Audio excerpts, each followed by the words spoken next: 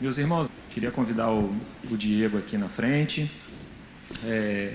Aquelas pessoas que são alunos aqui da classe do templo já conhecem o Diego, né? Ele já deu algumas aulas aqui para nós. Mas se você não é da classe aqui do templo, eu queria apresentar então para vocês o Diego. Ele é nosso irmão, tem mais de um ano já. 7 meses. 7 meses? 7 meses. Então a gente tem conversado tanto há mais tempo. É verdade. O Diego é médico do trabalho, estudioso da Bíblia, e que durante as aulas dele aqui na escola dominical, um assunto que se levantou de maneira recorrente é abordar o assunto criação, evolução e assuntos relacionados a esse tema. Ele se dispôs a trazer esse assunto aqui para a gente.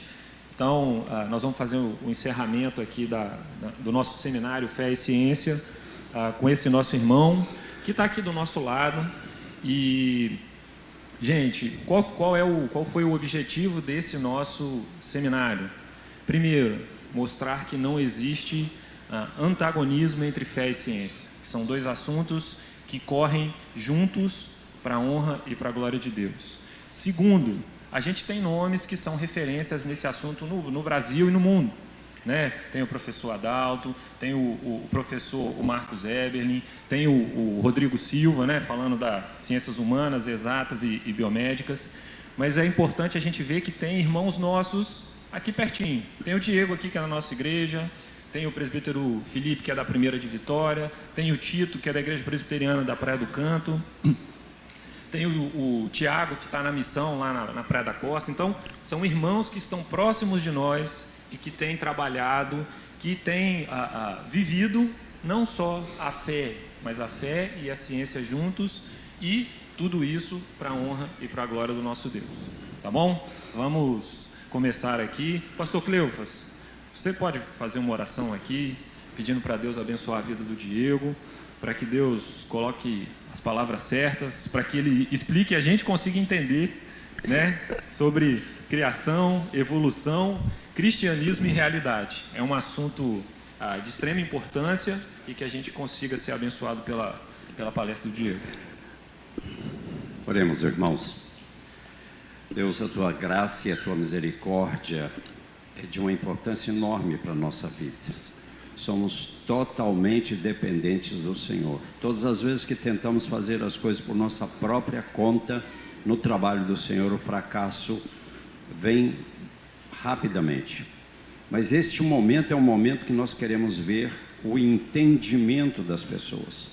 Aqueles que vieram aqui precisam estar com a sua atenção, com seu ouvido preparado para ouvir as instruções que serão tiradas também da Tua palavra. Rogamos a Tua graça e a Tua misericórdia sobre o Teu servo, que vai ministrar essa aula para nós. É de uma importância enorme. Cada vez mais nós vamos vendo pela Tua palavra a compreensão da Tua mão neste universo que o Senhor criou, incluindo o homem. Nós sabemos que já é dito que o homem é a coroa da criação. Sabemos disto, mas queremos ver mais detalhes. Que nós tenhamos a capacidade, pelo Teu Espírito, de compreender todas estas coisas. Nós abençoamos a escola dominical que teve esta visão inteligente dada pelo Senhor para compararmos a fé com a ciência. Agradecemos neste momento em nome de Jesus. Amém. Amém. Amém. Eu vou falar aqui de baixo. Eu vou pegar esse aí.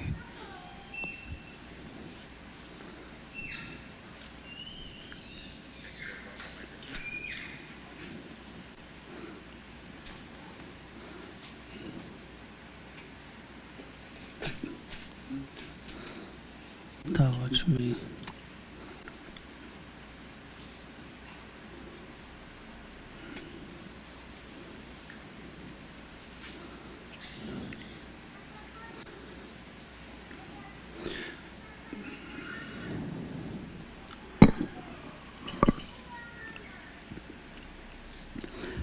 Graça e paz, irmãos.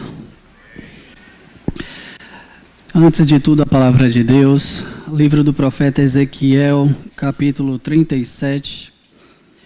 eu pedi para o pessoal projetar com a versão revista atualizada de 93, mas os irmãos podem acompanhar nas suas próprias versões. Um texto bastante conhecido, rico, Ezequiel, capítulo 37. Eu quero agradecer aos pastores da igreja que permitiram que esse seminário fosse realizado, esses 4 seminários. Muito obrigado aos pastores da igreja. Eu quero agradecer a Felipe, porque teve a ideia, juntamente comigo e com os outros irmãos que palestraram aqui, e que organizou o evento, entrou em contato conosco. Obrigado, Felipe, Deus abençoe. Vou pedir às meninas para projetarem ali, eu vou testar se está passando. Está passando. Irmãos, palavra do Senhor, livro de Ezequiel, capítulo 37. Veio sobre mim a mão do Senhor. Ele me levou pelo Espírito do Senhor e me deixou no meio de um vale que estava cheio de ossos secos. E me fez andar ao redor deles. Eram muito numerosos na superfície do vale e estavam sequíssimos. Então me perguntou: Filho do homem, acaso poderão reviver estes ossos? Respondi: Senhor Deus, tu o sabes. Disse-me ele: Profetiza a estes ossos e dize-lhes: Ossos secos, ouvi a palavra do Senhor. Assim diz o Senhor Deus a estes ossos: Eis que farei entrar o Espírito em vós e vivereis. Porei tendões sobre vós, farei crescer carne sobre vós estenderei pele, e porei em vós o Espírito, e vivereis, e sabereis que eu sou o Senhor. Então profetizei segundo me for ordenado. Enquanto eu profetizava, houve um ruído, um barulho de ossos que batiam contra ossos e se ajuntavam, cada osso ao seu osso. Olhei, e eis que havia tendões sobre eles, e cresceram as carnes, e se estendeu a pele sobre eles, mas não havia neles o Espírito. Então ele me disse: Profetiza ao Espírito, profetiza, ó Filho do homem, e dize-lhe: Assim diz o Senhor Deus: Vem dos 4 ventos, ó Espírito, e assopra sobre estes mortos, para que vivam.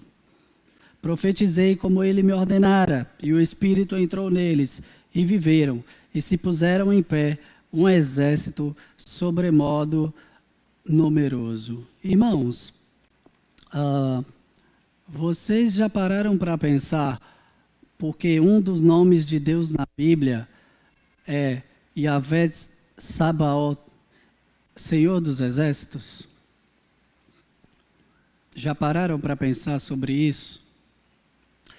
Deus tem o seu exército celestial, anjos muitíssimo poderosos.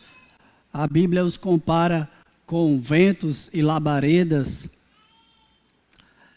e que estão dia e noite diante do trono do Deus Todo-Poderoso. E Deus diz: vão, e eles vão, vem, e eles vêm.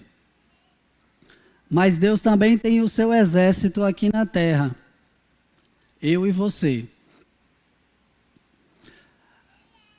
Um dia Deus te chamou, um dia Deus te ressuscitou. E aí você pode se perguntar: como assim me ressuscitou? Eu nunca estive morto. Você já esteve morto no pecado. E um dia Deus te chamou e te ressuscitou, te chamou da morte para a vida. E nesse dia, que foi o dia em que você nasceu de novo, Deus te alistou para o exército dele aqui na terra. Não foi você que se alistou, ele te alistou. Na Bíblia, coisas espirituais e coisas físicas estão interrelacionadas, e a ressurreição física está relacionada à ressurreição espiritual. Um dia Deus nos ressuscitou e nos alistou para o exército dele, que marcha sobre a terra. A pergunta é: soldado, soldada, onde está você?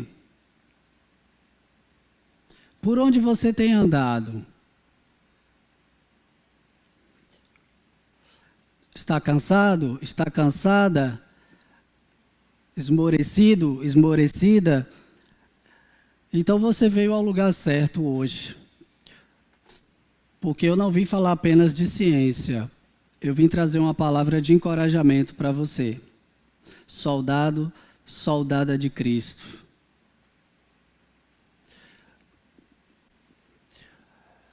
Pela graça de Deus, eu sou médico pela Universidade Federal do Vale do São Francisco, em Petrolina, Pernambuco, e sou médico do trabalho pelo Hospital de Clínicas de Porto Alegre. Ali está uma águia, já foi lido aqui, a palavra de Deus já foi lida aqui hoje. O texto fala sobre a águia. Ali está uma águia caçando, observe o design, a precisão, coisas criadas pelo nosso Senhor. Foram distribuídas, então aí foi distribuído um folheto logo na entrada, onde eu coloquei 2 questões para os irmãos, uma questão fechada, A, B, C, D, E. Espero que os irmãos estejam já se debruçando sobre as questões aí, queimando um pouco de neurônios, sobre criação versus evolução. E uma questão desafio, uma questão aberta, que vale a questão fechada, vale a passagem da classe de discipulado para a classe do templo, de adultos. Tá fácil essa, né? A questão aberta, um pouquinho mais difícil, vale uma vaga aí no conselho como presbítero. Vamos voltar a elas já já. Irmãos, números atualizados da nossa pandemia, a pandemia Covid-19, nossa que eu digo que estamos vivenciando, dados de sexta-feira, 16 de dezembro de 2022, 6.661.666 mortos. É duro, né?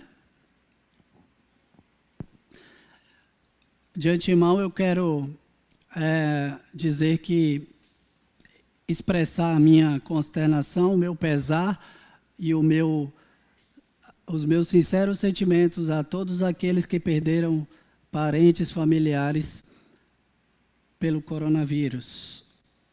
O meu sincero sentimento a cada um que perdeu algum parente, algum amigo por essa doença. O interessante é que você entra na faculdade de medicina e numa das primeiras aulas, os professores costumam dizer, olha, com a descoberta dos antibióticos, com a descoberta da penicilina, com a descoberta, com o avanço da indústria farmacêutica, a gente não tem muito que se preocupar mais com as doenças infecto-contagiosas. Agora a gente tem que se preocupar de verdade com as doenças crônico-degenerativas, porque a ciência já avançou a tal ponto que as doenças infecto-contagiosas vão ficar para trás. E agora o que preocupa são as crônico-degenerativas. Os números estão aí. É apenas um vírus e suas variantes. Ebola continua sendo um pesadelo no continente africano. Se você contrai o vírus Ebola, você pode morrer em 1 semana, a 10 dias. Fala-se em surtos de Ebola ainda no continente africano até hoje, e é uma preocupação global, porque se espalhar para o mundo... Quantas mortes por ano ainda temos por HIV na África e no mundo inteiro? Então não é bem assim, né? Não é bem assim como os professores costumam falar. Bem, e aí está ele.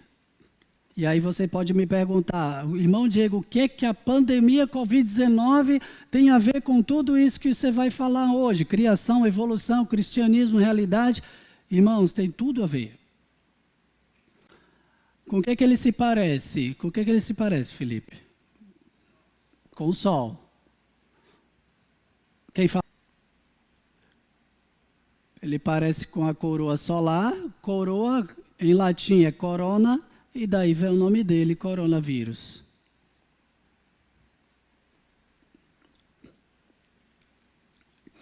Irmãos, no livro Verdade Absoluta de Nancy Pearce, ela coloca a seguinte abordagem. Ela aprendeu essa abordagem de Francis Schaeffer, e a abordagem é a seguinte: muitas vezes é colocado para a gente como se a gente tivesse que dividir a nossa mente e o nosso viver, aquilo que pensamos, raciocinamos, em 2 pavimentos.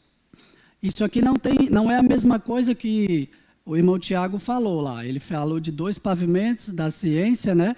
Num pavimento onde você recolhe os dados, faz toda a sua pesquisa de dados, coloca isso, e o outro pavimento é a interpretação dos dados científicos. Não, isso aqui não tem nada a ver, é outra realidade, outra situação.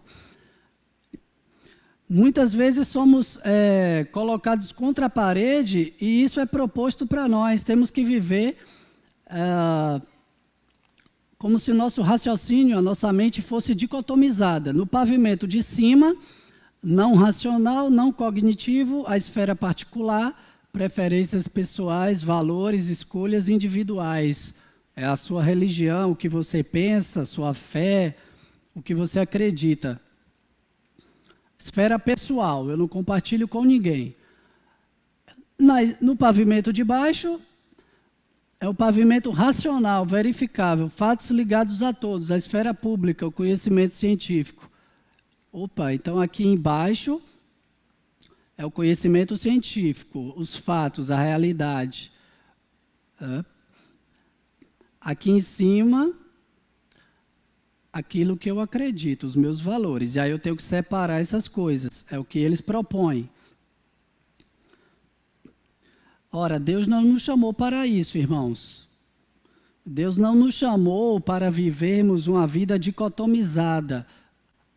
De segunda a sábado, eu coloco Deus lá no cantinho, na caixinha, coloco a palavra de Deus lá na caixinha, e eu vivo no meu trabalho, na rua, por onde eu caminho, uma vida secular. Domingo eu chego na igreja, eu trago a palavra de Deus, e aí sim, agora eu sou um cristão. Deus não chamou a gente para isso. Você e eu somos cristãos de domingo a domingo, chovendo ou fazendo sol, sábado, domingo, feriado, não importa. Temos que fazer as pontes, as conexões. Felipe é engenheiro de produção, ele tem que fazer a conexão entre a profissão dele e a palavra de Deus. O médico, o engenheiro, o advogado, o juiz, o promotor, o professor, o zelador, o eletricista.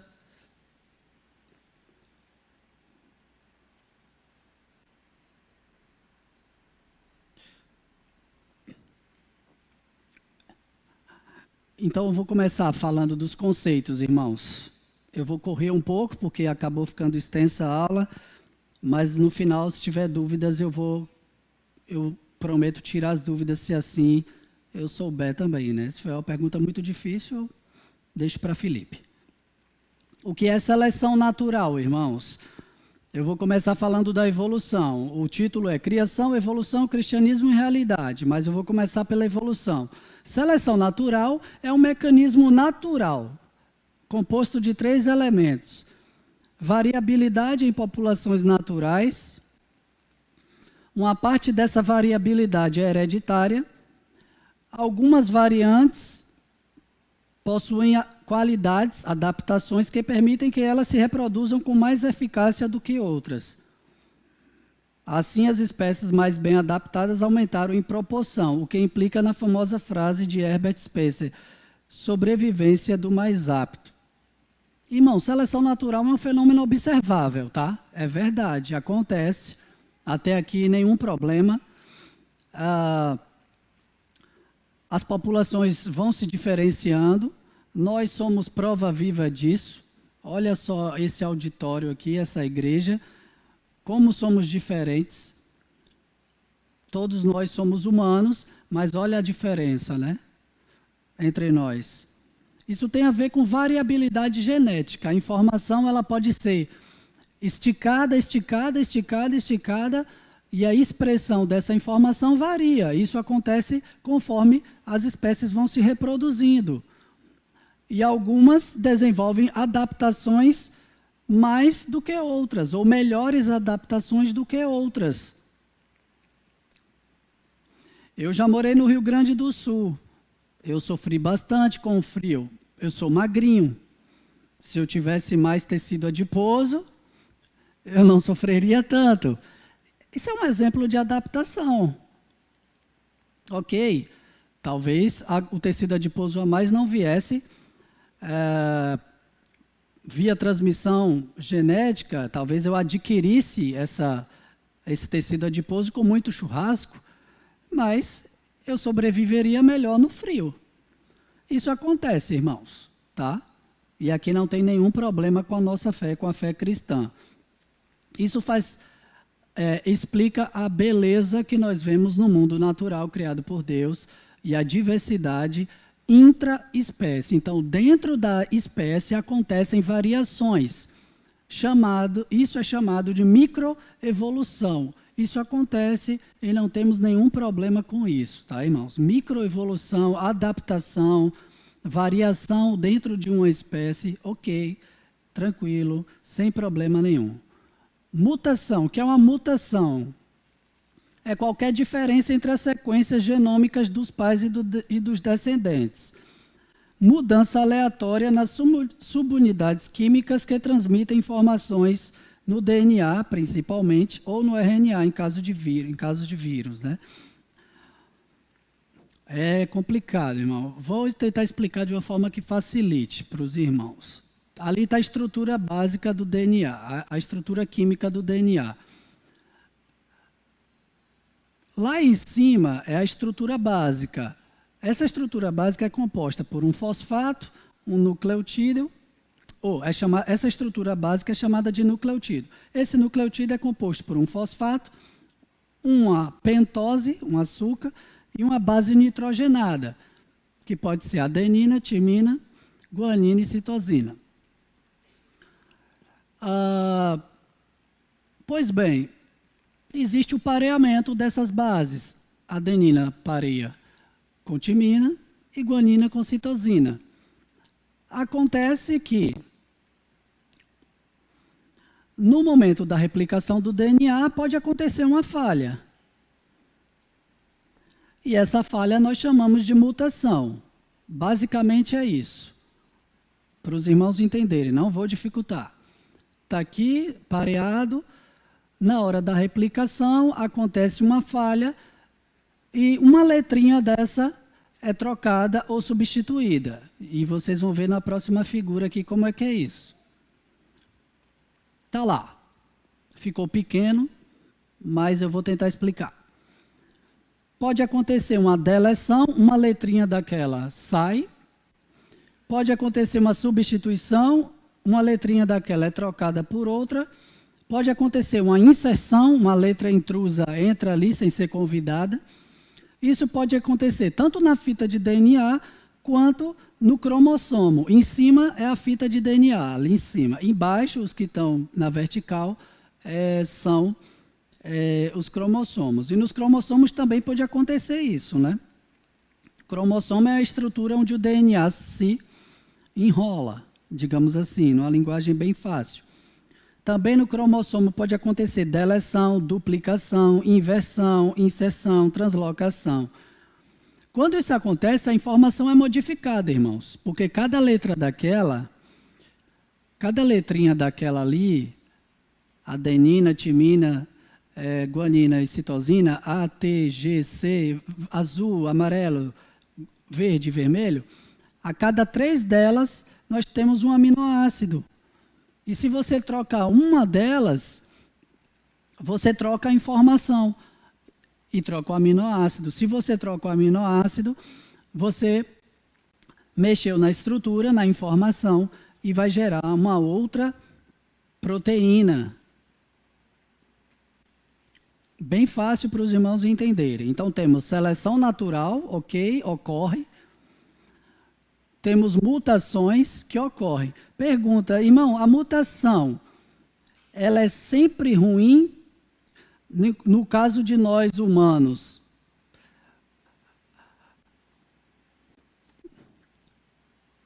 sim, muitas doenças acontecem aí. Muitas doenças que a medicina já descobriu acontecem, aí está a origem delas, né? Então é prejudicial. Quando nós somos expostos a uma radiação específica, a própria radiação solar, o cigarro, são fatores externos que podem provocar mutação. E a mutação é ruim. A gente chama de deletéria, né? Gera doenças. Então, no nosso caso, sim, são prejudiciais. Mas lá na frente os irmãos vão ver que, no caso de seres de micro-organismos, né, de seres microscópicos, a mutação pode ser boa, pode favorecer aquele ser vivo. Mas nós vamos chegar lá. Por enquanto, nós temos que entender que, no nosso caso, a mutação é prejudicial. Tá. Conceitos de evolução, irmão, são vários conceitos, então eu tenho que ser honesto. Eu não posso chegar aqui e falar como se fosse uma coisa só. Então, temos o conceito de mudança ao longo do tempo. Ok, acontece. Espécies que existiam lá no passado não existem e não existem hoje. Tá? A mudança intraespécie, que eu já mencionei, isso acontece. Até aqui tudo bem. Agora, o segundo conceito começa a trazer problemas para nós. Descendência ou origem comum, ou descendência ou origem comum universal. Esse conceito diz que, de um único ser vivo primitivo, se originaram todos os outros seres vivos através do mecanismo de evolução. O terceiro conceito diz que o mecanismo seleção natural mais mutação aleatória tem o poder de gerar mudança macroevolutiva. O que é isso? Mudança de uma espécie para outra. Outro problema aqui. E uma variante do terceiro conceito, né? De que o mecanismo de seleção natural mais mutação aleatória é capaz de explicar a aparência de design ou projeto dos sistemas vivos, independentemente da atividade de uma verdadeira inteligência. Bom, de todos esses conceitos aqui, só o primeiro é tranquilo para nós. O restante começa a trazer problemas para a fé cristã. E para aqueles que acreditam no design inteligente e no criacionismo. Aí, para os irmãos entenderem, tá aí. É basicamente isso. A proposição de que todos os seres vivos descendem de um ancestral comum. A chamada árvore filogenética, o que se diz é que era a única gravura que estava no livro de Darwin, A Origem das Espécies. Não é essa gravura, é outra, mas a ideia é a mesma. E tem muitas e muitas e muitas e muitas árvores dessas espalhadas nos livros de biologia. A ideia é que um ser vivo ancestral, há bilhões de anos, deu origem a todos os seres vivos, que existem hoje, ao longo desses bilhões de anos aí. Isso é problemático para nós. Vamos lá, adiante. Naturalismo. O que é naturalismo? Existe o naturalismo filosófico e o naturalismo metodológico. O naturalismo filosófico diz: somente a natureza existe, nada mais existe. Somente o mundo natural. Ponto. O naturalismo metodológico diz... não diz a mesma coisa. O naturalismo metodológico até reconhece que podem existir seres sobrenaturais, Deus, por exemplo, anjos, por exemplo, mas nós não podemos trazer esses seres sobrenaturais para a explicação de fenômenos naturais e para explicações de teorias científicas. Então vejam a diferença. Um diz, só existe a matéria, a natureza. O outro diz, Deus pode existir, anjos podem existir, mas nós não podemos trazer isso para a ciência. Vamos adiante. Vão gravando os conceitos, que lá na frente tudo vai fazer sentido, é um quebra-cabeça. Tipos de evolução quanto à ideia que está por trás. Temos a evolução naturalista, que deriva do monismo naturalista. Monismo é o quê? É a doutrina que diz, a filosofia que diz. A realidade única é a matéria. Tá? A matéria é a única realidade. Não existe nada além da matéria, isso é monismo naturalista, e a evolução naturalista está baseada nessa ideia. A evolução panteísta espiritual vem do monismo panteísta. O monismo panteísta diz o quê? O que é panteísmo? Deus é tudo, tudo é Deus, a distinção criador-criatura se perde. Segura esse conceito que lá na frente você vai ver onde ele aparece. Então, não temos um Deus distinto da criação. Deus é uma energia, um poder que se confunde com a criação. E temos a evolução teísta, que tenta conciliar a existência do Deus do cristianismo, Deus da Bíblia, com o processo evolutivo. Essa é a que dá trabalho para a gente. Vamos lá, vamos adiante. Fases da evolução. De antemão, eu quero dizer que não importa em qual evolução se acredita, na naturalista, na panteísta ou na teísta. Não importa. Em todas elas, a história é a mesma. E como é a história? Primeiro, a evolução cósmica. Do Big Bang a uma sopa primordial. Sopa aqui não é irônico. Nós não estamos fazendo ironia quando dizemos sopa. Os livros de biologia trazem essa palavra, sopa primordial. Uma sopa em algum lugar do planeta Terra, onde moléculas, elementos químicos foram se juntando, se agrupando em moléculas e surgiram os aminoácidos. E dos aminoácidos se evoluiu para o DNA, para o RNA, e disso aí veio o primeiro ser vivo. Ora, a evolução cósmica, então, vai do Big Bang, da explosão, até a sopa primordial. A evolução bioquímica ou química vai da sopa primordial até a primeira célula.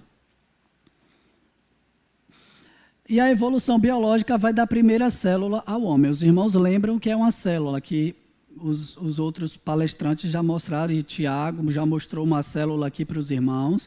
Então, assim, essas são as fases da evolução. Ponto. Aí cada um vai dizer quem está por trás. O naturalismo, ninguém está por trás. O panteísmo, alguma energia cósmica aí, algum Deus que não se revelou. A evolução teísta vai dizer, é o Deus do cristianismo que está por trás disso.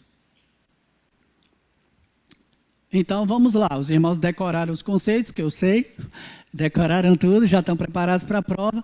Evolução naturalista, então, tem todo aquele pacote lá que eu já apresentei para os irmãos.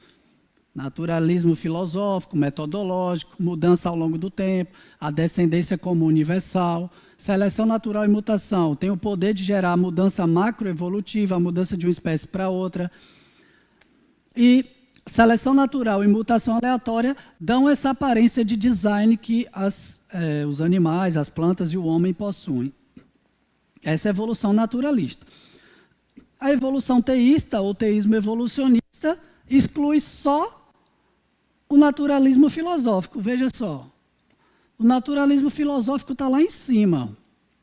Então, a evolução teísta, ou teísmo evolucionista, exclui só o naturalismo filosófico. Só que, irmãos, os outros conceitos também são problemáticos. O único conceito que não traz problema é esse aqui, que é a de mudança ao longo do tempo.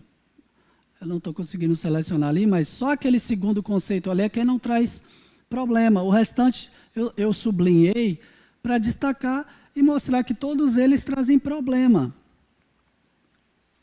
para conciliar com o cristianismo. Não é tão simples assim, não é só excluir o naturalismo filosófico e fica tudo bem, não é assim. Por quê? Porque se você acredita nisso aqui, que Deus guiou a evolução, e por aí vai, você tem que se fazer uma pergunta. Ora, o processo de evolução, então, é dirigido ou não dirigido? É uma pergunta difícil. Se você responde que é dirigido, Deus volta ao cenário. E isso é uma variação do design inteligente. Dizer que Deus guiou a evolução como se fosse uma variação do design inteligente. É um processo dirigido. Dizer que é não dirigido, ou seja, que Deus apenas criou a matéria inicial e as leis da natureza, ou que Deus criou e sustenta as leis da natureza, mas não dirige o processo de evolução, isso não é teísmo, isso é deísmo. O deísmo diz que Deus criou a matéria e se afastou. Ele deu corda no relógio e deixou o relógio funcionar por conta própria. É por isso que muitos teístas evolucionistas não respondem a essa pergunta. Eles se embaraçam. Porque se responder que é dirigido, então Deus está envolvido nesse negócio. Se é não dirigido, isso não é teísmo, é deísmo. Vamos adiante. Em outras palavras,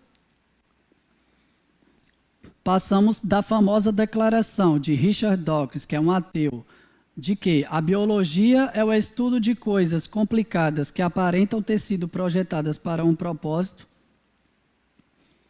para a proposição de que a biologia é o estudo de coisas complicadas que aparentam ter sido projetadas para um propósito, embora essa aparência de design seja uma ilusão, ainda que seja possível haver um designer inteligente por trás de tudo, e que, nesse caso, no fim das contas, a aparência não seja uma ilusão. Complica, né?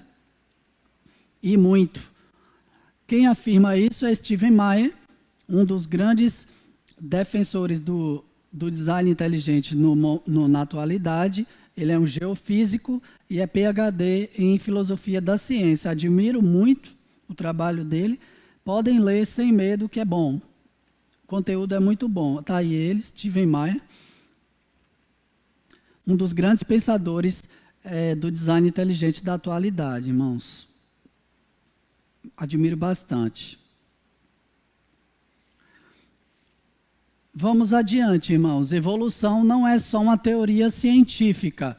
Evolução é uma filosofia. Muitos anos antes de Charles Darwin existir, muitos séculos antes, já se cogitava um universo eterno, uma matéria autocriada, tá?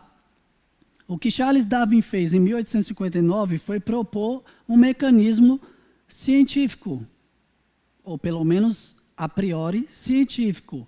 Ele deu uma roupagem científica para a evolução, mas a ideia de evolução é muito antiga, irmãos. Tanto é que está presente em religiões que surgiram muito antes de 1859.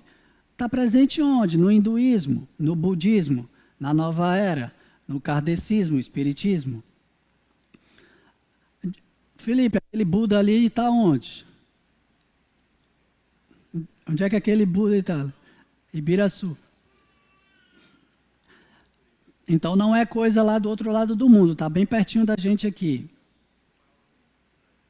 Exatamente. E aqui a outra figura é um deus hindu. Qual é a cosmovisão aqui, irmãos? Evolução. Qual o problema da humanidade? Diferentes graus de imperfeição entre os múltiplos seres. Como é que você se livra disso? A salvação, progressão espiritual por meio de transmigração ou reencarnação. Alguém sabe a diferença entre transmigração e reencarnação? Dever de casa, pesquisar a diferença entre transmigração e reencarnação. E o céu é o quê? A consumação é o quê? Nirvana ou perfeição espiritual. Aquela banda Nirvana, né? Vem disso aí. Essa é a cosmovisão dessas religiões, dessas filosofias. Vamos lá. Evolução e neurociências, neurologia, psiquiatria, psicologia. Início, evolução. Problema. Alterações comportamentais decorrentes de processos psicopatológicos. O nosso cérebro não bate muito bem e aí todos os problemas vêm disso. Salvação, avanço da ciência e difusão do conhecimento. Consumação, surgimento de uma nova raça. Ah, não acredito nisso não, o senhor está exagerando. Isso aí é exagero. É exagero? Vê lá.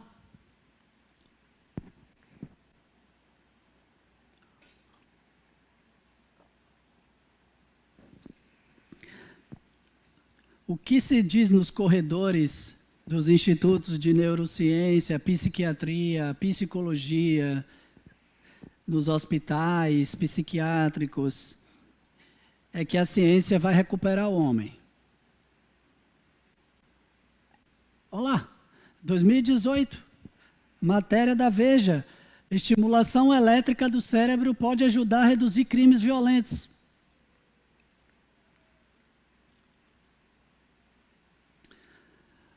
Vamos adiante.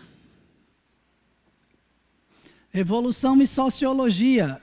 Início, evolução. Problema, surgimento da propriedade, domínio de uns sobre os outros e luta de classes. Salvação, revolução do proletariado. Consumação, vitória do comunismo sobre o capitalismo. Está aí. A estrela, o martelo, a foice e o sangue.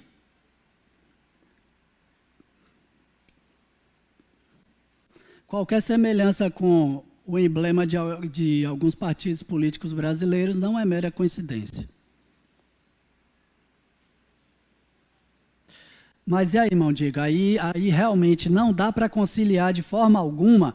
Eu não sou panteísta, eu sou teísta. Eu acredito no Deus da Bíblia, Pai, Filho, Espírito Santo, tá? Eu acredito nisso aí. Eu não sou ateu, eu não sou agnóstico, eu sou crente. E não dá mesmo para conciliar, para empurrar a evolução para dentro do cristianismo de forma que caiba. Empurra para dentro da caixa para caber. Não dá de forma alguma. Não dá, irmãos. Primeiro, como teoria científica, a evolução deixou de ser uma unanimidade há muito tempo. Existe uma comunidade de cientistas hoje no mundo inteiro, mais de 1000, eles já assinaram uma dissidência científica do darwinismo. Eu posso passar o link depois, eu já mandei para Felipe pode passar. São cientistas do mundo inteiro que já assinaram, tem 4 brasileiros, Marcos Eberlin é um deles, tem um menino da UFMG, tem um menino da Federal do Rio Grande do Sul, tem 4 cientistas brasileiros que assinaram isso aí.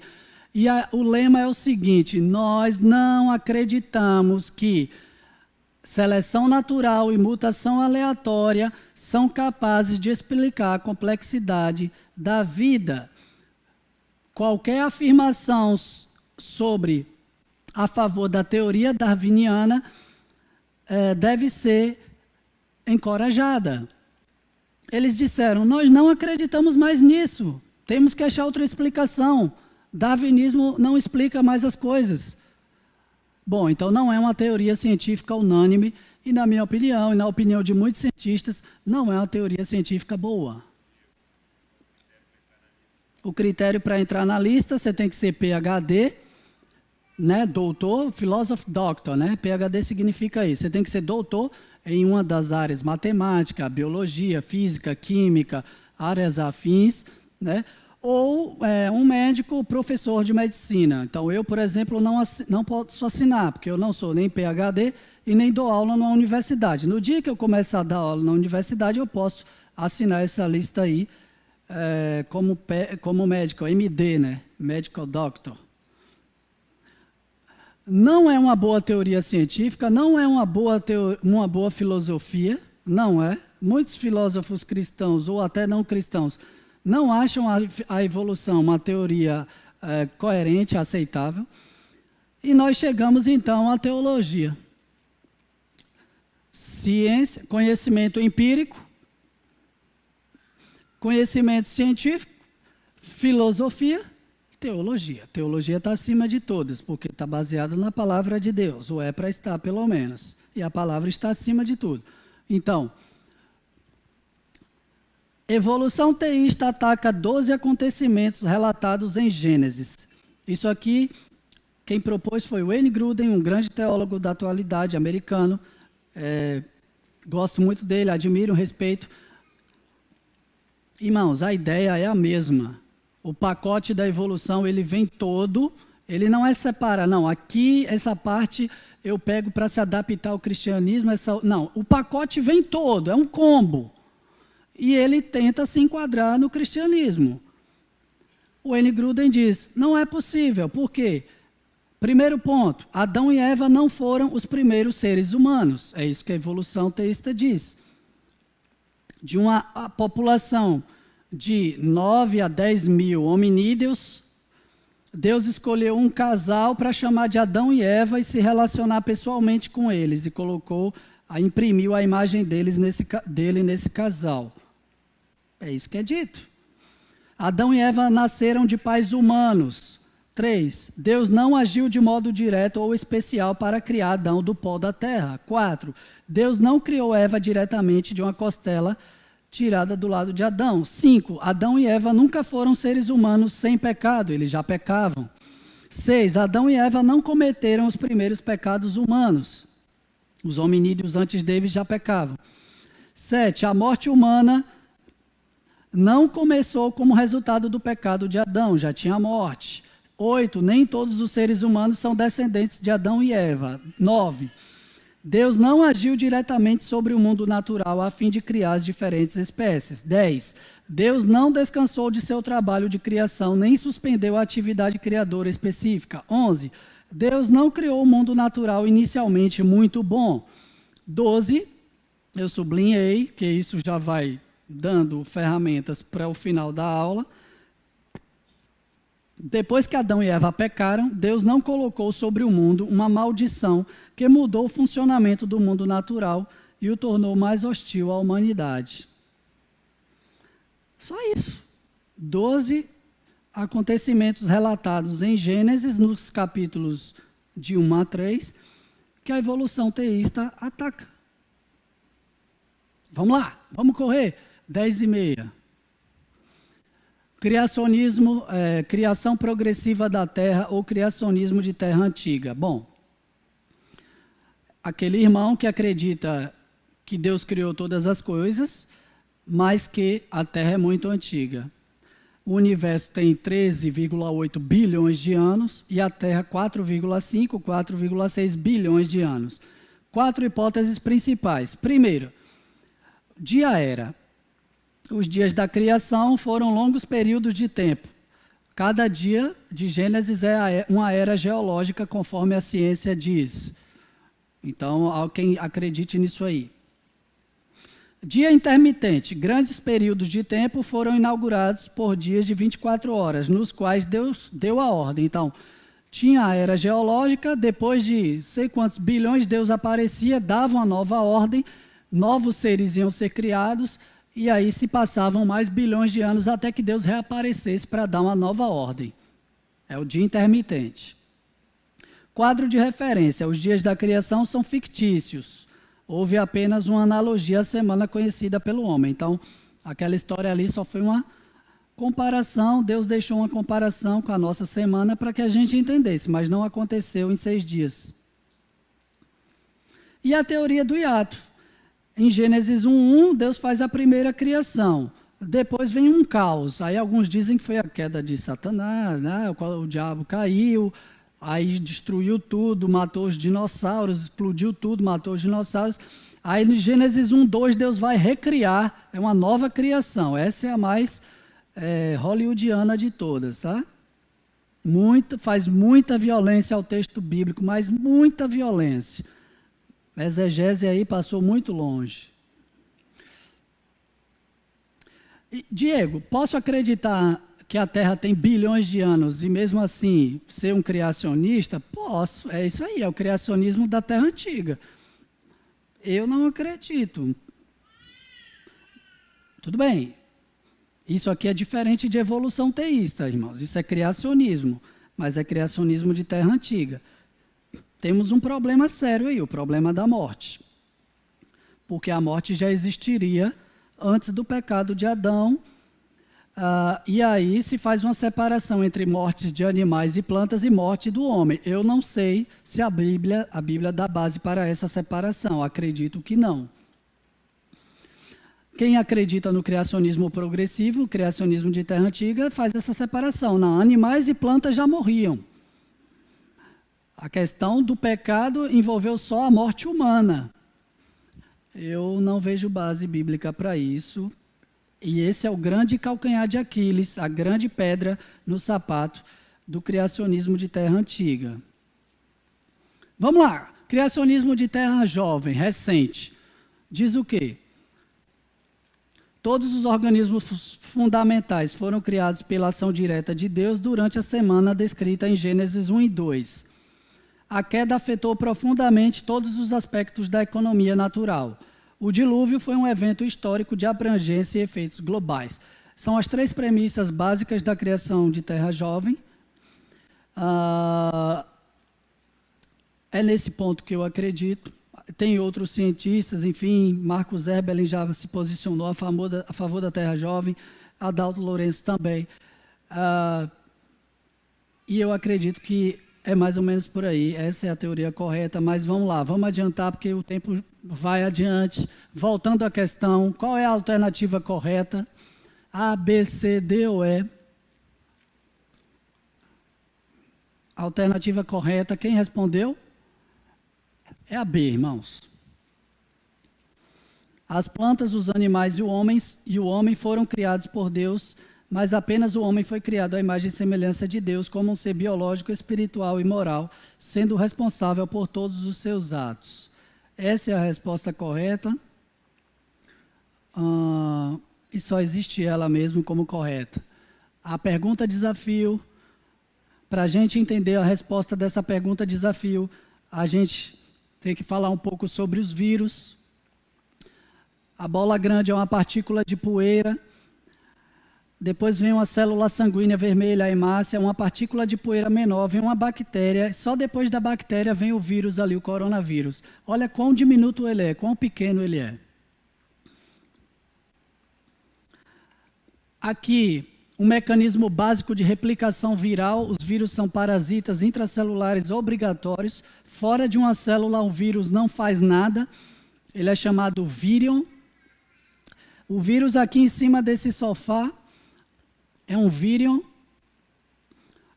Se ele nunca tiver infectado uma célula, né?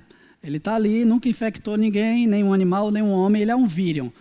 Entrou em mim, ele vai parasitar as minhas células. Rapidamente para os irmãos entenderem. Acoplamento, entrada, ele se desmonta, ele escraviza a aparelhagem da célula para replicar o seu RNA ou o seu DNA. Depois que ele faz isso, ele se monta novamente, e aí ele monta várias cópias e ele sai da célula. É surreal, né? Mas é isso que acontece. Acoplamento, entrada, desmontagem, escravização da aparelhagem da célula, replicação do DNA ou RNA viral, e depois ele monta vários filhotinhos e sai. O processo é complicado porque muitas vezes quando eles saem, eles destroem a célula hospedeira, eles matam a célula hospedeira. Se você mata a célula, você mata tecido. Se você mata tecido, você mata órgão. Se você mata órgão, você mata sistema. Se você mata sistema, você morre. O problema do mal. O mal moral, que é o pecado, o mal natural. Os teólogos geralmente apresentam o mal moral e o mal natural. Eu coloco um terceiro mal, um mal circunstancial, mas isso é assunto para outra aula. O que é o mal natural? A oposição e a resistência que a natureza oferece ao homem, as intempéries, a doença, a morte física. Ah, irmão, que conversa é essa? O que quer dizer com isso? Bom, a oposição e a resistência que a natureza oferece ao homem. Ali tem uma aranha marrom, tem um escorpião negro e tem uma cascavel. Todos eles preparados para matar você. Se uma aranha marrom picar você e você não for socorrido a tempo, se um escorpião negro picar você, se uma cascavel morder você, cobra não pica, cobra morde. Se uma cascavel morder você e você não for socorrido a tempo, você vai morrer. Isso é oposição entre a natureza e nós, irmãos. Isso não existia no Éden. Isso não vai existir em novos céus e nova terra. Isso existe agora, depois que o pecado entrou. Existe oposição entre a natureza e o homem. Olha lá. Candida auris, fungo multiresistente, surge como nova ameaça. Os fungos, as bactérias multiresistentes são um pesadelo para a medicina, para a infectologia, para os hospitais. Resistem a vários antibióticos, ficam resistindo nos ambientes, no próprio ambiente, no leito do paciente, no chão. Há relatos de que em um país, eu não sei se foi na Inglaterra, tiveram que trocar o piso de um hospital porque a cândida estava resistindo a produto químico de limpeza. Isso é o que, irmãos? Isso é oposição. Olha lá, isso é uma bactéria. Ela tem mecanismos para se livrar do antibiótico, do medicamento que você toma para curar uma infecção.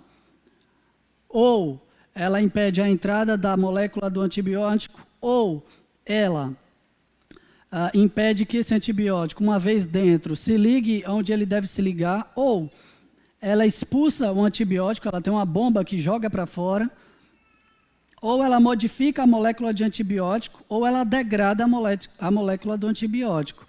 Isso é surreal, irmãos, mas é o que acontece.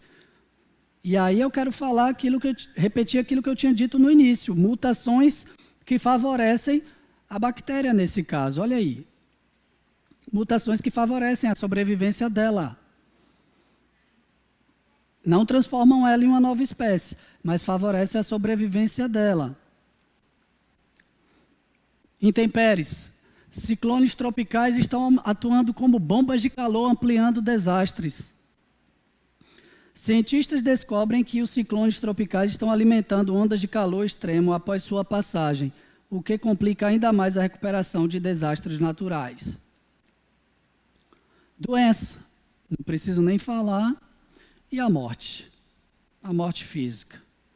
Isso está na Bíblia, irmão Diego? Estou terminando, prometo. E Adão disse, visto que atendeste a voz da tua mulher e comeste da árvore que eu te ordenara não comesses, maldita é a terra por tua causa. Em fadiga obterás dela o sustento durante os dias de tua vida. Ela produzirá também cardos e abrolhos. Tu comerás a erva do campo. Antes não comia. Antes Adão não comia a erva. Só as plantas que davam fruto. Agora ele ia comer a erva. No suor do teu rosto comerás teu pão, até que tornes a terra, pois dela foste formado, porque tu és pó e ao pó tornarás. Romanos 8, 18 a 23. Porque para mim tenho por certo que os sofrimentos do tempo presente não podem ser comparados com a glória a ser revelada em nós. A ardente expectativa da criação aguarda a revelação dos filhos de Deus. Pois a criação está sujeita à vaidade, não voluntariamente, mas por causa daquele que a sujeitou, na esperança de que a própria criação será redimida do cativeiro da corrupção, para a liberdade da glória dos filhos de Deus. Porque sabemos que toda a criação, a um só tempo, geme e suporta angústias até agora, e não somente ela, mas também nós, que temos as primícias do Espírito, igualmente gememos em nosso íntimo, aguardando a adoção de filhos, a redenção do nosso corpo. Vaidade ali é do grego mataiotes. Mataiotes, que significa o quê? Inutilidade, transitoriedade, depravação. Quando você entra na faculdade, que você começa a estudar biologia molecular da célula, genética, fisiologia e demais ciências, você percebe duas coisas. A primeira é, existe um Deus por trás disso, é muito complexo, tem uma mente. E essa mente é a mente de Deus. A segunda coisa é, tem algo errado com o sistema. Algo errado com o sistema. O que é uma doença imune? O meu sistema imune se volta contra o meu próprio corpo. É isso. Vaidade, inutilidade, transitoriedade, depravação. Tem algo errado com o sistema natural. A Bíblia já diz isso. Mas tem esperança. Vi novo céu e nova terra, pois o primeiro céu e a primeira terra passaram, e o mar já não existe. Vi também a cidade santa, a nova Jerusalém, que descia do céu da parte de Deus, ataviada como noiva adornada para seu esposo. Então ouvi grande voz vinda do trono, dizendo: Eis o tabernáculo de Deus com os homens, Deus habitará com eles, e serão povos de Deus, e Deus mesmo estará com eles. E lhes enxugará dos olhos toda lágrima, e a morte já não existirá, e não haverá luto, nem pranto, nem dor, porque as primeiras coisas passaram. Finalizando, a doutrina da criação não é secundária, irmãos. Ao longo da história da igreja, um dos critérios para a ordenação de líderes, presbíteros, pastores, era que eles acreditassem na doutrina da criação e professassem isso. Não é uma doutrina secundária. Nós temos divergências secundárias entre os ramos do protestantismo. Poderia citar algumas aqui, não vou por causa da hora. Mas a doutrina da criação não é secundária, é primária e compromete a mensagem do Evangelho, caso você não acredite nela. Lembra lá quando eu falei do comunismo, da cosmovisão budista, hinduísta, kardecista, quando eu falei da cosmovisão das neurociências, criação, a nossa cosmovisão é o quê? 4 macroeventos da nossa fé: criação, queda, redenção, consumação. Essa é a nossa cosmovisão. Um evangelismo baseado nos 4 macroeventos da fé cristã. É disso que precisamos. Não que vamos reduzir o evangelho a 4 pontos. Já se criticou bastante isso. 4 leis espirituais. E aí se pega a mensagem do evangelho e se reduz a isso. Não é isso que eu estou querendo dizer. Mas se os irmãos prestarem atenção na pregação apostólica, vocês vão entender que os apóstolos pregavam baseados nesses 4 eventos da fé cristã, os 4 macroeventos: criação, queda, redenção, consumação. Deus criou todas as coisas, existe um problema, o problema é o pecado que veio da queda do homem. A redenção envolve vida, morte, ressurreição e ascensão de Jesus Cristo, e a consumação, o fim de todas as coisas, quando Cristo vai aparecer no céu com grande poder e grande glória. E os 2 exércitos que eu citei no início, o exército celestial e o exército terreno, vão se unir e nós estaremos para sempre com Cristo. Conclusão. Irmão e irmã, se você sair daqui hoje achando que o cristianismo ele se parece com a realidade ou se confunde com a realidade, você não vai ter aprendido nada. O cristianismo não se confunde com a realidade, ele é a própria realidade. Sugestões de leitura: A Caixa Preta de Darwin, O Desafio da Bioquímica, A Teoria da Evolução, Verdade Absoluta, de Nancy Pearce. Esses 2 estão entre os meus favoritos. Como Tudo Começou, de Adalto Lourenço, leitura obrigatória. Por que a Ciência Não Consegue Enterrar Deus, de John Lennox. Criação e Evolução, 3 pontos de vista. Esse livro detalha melhor as opções: criacionismo de terra jovem, terra antiga, evolução teísta. E o último, Evolução Teísta, lançamento da vida nova. A maioria dos argumentos que eu coloquei na aula, eu tirei desse livro, desse último aí. Tem só um capítulo que eu não vi com bons olhos. Capítulo 23, eu achei que eles deram uma saída, um ponto fora da curva. Mas se alguém comprar e quiser conversar comigo, eu converso e explico porque eu não concordei com o capítulo desse livro, o capítulo 23. Obrigado. Ali sou eu e Heitor na festa das crianças que teve aqui, né? Vinde a mim e vos farei pescadores de homens. Amém, irmãos.